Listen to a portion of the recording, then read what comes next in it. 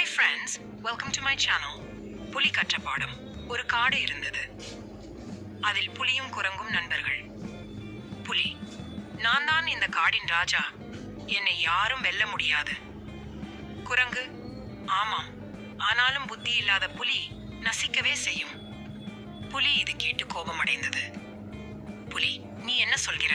நான் புத்தி இல்லாதவன் என்கிறாயா? குரங்கு, சரி, உனக்கு புத்தி இருக்கிறதா என்பதை நான் சோதிக்கிறேன். அன்று குரங்கு புலியை ஒரு பெரிய பள்ளத்தாக்கிற்கு அழைத்துச் சென்றது. குரங்கு, இந்த பள்ளத்தாக்கின் மேல் உள்ள பழத்தை எடுத்து வர முடியுமா? புலி, இது என்ன கஷ்டம், நான் எடுக்கிறேன். புலி பள்ளத்தாக்கில் குதித்துவிட்டு பழத்துக்கு சென்றது. ஆனால் அது குத்தாய்ந்து விழுந்து விட்டது. குரங்கு மேலிருந்து சிரித்தது.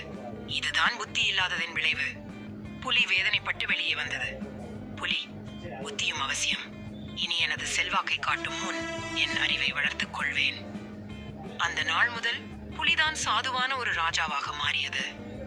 நெறி, ஆற்றலும் புத்தியும் சமமாக இருக்க வேண்டும்.